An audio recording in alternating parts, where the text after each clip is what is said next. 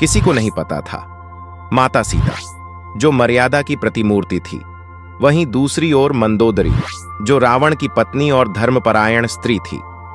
आज हम आपको ले चलते हैं उस क्षण में जहां सीता और मंदोदरी की आंखों से आंसू नहीं, सत्य की ज्वाला फूट रही थी। अशोक वाटिका, जहां संध्या ढल रही थी, पेड़ों की पत्तियां हल्की हवा से हिल रही थीं, परंतु वातावरण में अजीब सी हलचल मच रही थी। माता सीता अशोक वृक्ष के नीचे बैठी थीं। उनके नेत्र बंद थे, पर अंतर्मन कहीं बहुत दूर चला गया था। कभी अयोध्या की यादों में, कभी प्रभु श्री राम के चरणों की कल्पना में, और कभी उस आने वाले क्षण में जो लंका और संपूर्ण जगत का इतिहास बदलने वाला था। तभी धीरे से अशोक वाटिका के द्वार पर किसी के आने की आहट सुनाई दी।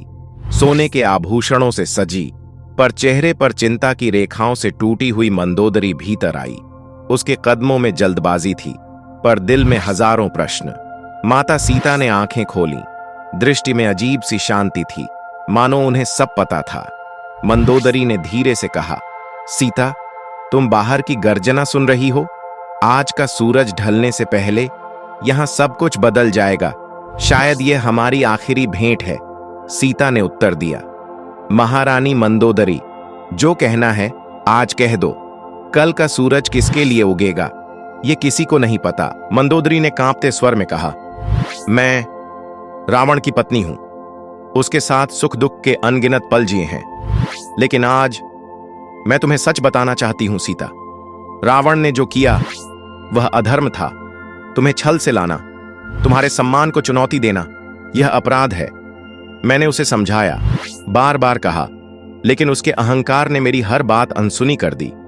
सीता ने गहरी दृष्टि से मंदोदरी की ओर देखा और शांत स्वर में बोली, आपका हृदय सच जानता है महारानी मंदोदरी। मैं आपके दर्द को समझ सकती हूं, पर याद रखो, यह युद्ध केवल एक स्त्री के लिए नहीं है। यह धर्म और अधर्म का अंतिम निर्णय है। उधर रणभूमि से शंख नगाड़ों की गूंज उठ रही थी, कहीं रथ के टूटने की आवाज, तो कहीं भीड़ की अंतिम चीखें। अशोक वाटिका की शांति टूटती जा रही थी, पर दोनों स्त्रियां मौन खड़ी थीं। मंदोदरी की आंखें भर आईं। सीता, मुझे डर है। अगर रावण हार गया तो मैं विधवा हो जाऊंगी, और अगर वह जीत गया तो तुम कभी मुक्त नहीं हो पाओगी। हम में से कोई भी सुखी नहीं रहेगा। सीता ने गंभीर स्वर में कहा, शायद सुख हमारी नियति में लिखा नहीं है, लेकिन सत्य की विजय अवश्य हमारी नियति होगी। मंदोदरी ने सीता का हाथ पकड़ लिया और सीता से एक वचन लिया, यदि रावण इस युद्ध में पराजित हुआ तो मैं भी अग्नि में प्रवेश करूंगी, क्योंकि मैं पाप का बोझ उठाकर जी नहीं सकती। सीता की आंखों में क्षण भर के लिए चिंता थी। मंदोदरी, यह युद्ध तुम्हारे लिए नहीं, तुम्हें अपने जीवन का अंत क्यों करना है?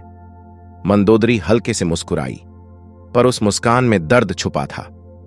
सीता, मैं उसकी पत्नी हूं। उसके पाप की छाया मुझ पर भी पड़ी है, और मैं चाहकर भी उस कलंक से अलग नहीं हो सकती।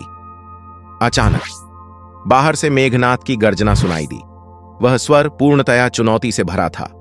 मंदोदरी की आंखों से आंसू छलक पड़े। सीता, वह मेरा पुत्र है। मुझे पता है आज वह शायद फिर लौटकर नहीं आएगा।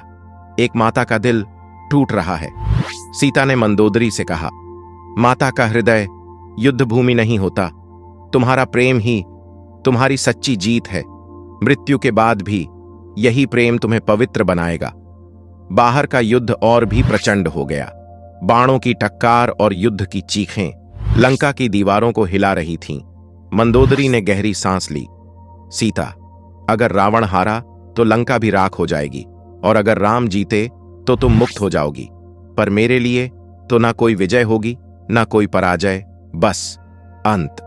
सीता ने गंभीरता से कहा, मंदोदरी, अंत भी एक शुरुआत होता है, और जब वह सत्य के साथ हो तो वह अमर हो जाता है।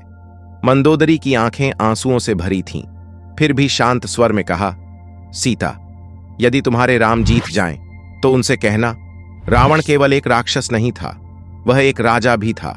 उसने अपनी प्रजा से प्रेम किया और बस अपने अहंकार में अंधा हो गया। सीता ने मंदोदरी का हाथ थामा और कहा, मैं वचन देती हूं तुम्हारी यह बात प्रभु श्री राम तक अवश्य पहुंचेगी। सीता मुस्कुराईं और आशीर्वाद देते हुए बोली, ईश्वर तुम्हें शक्ति दे मंदोदरी। इतिहास तुम्हें एक आदर्श पत्नी और धर्मनिष्ठा के प्रतीक के रूप में याद रखेगा।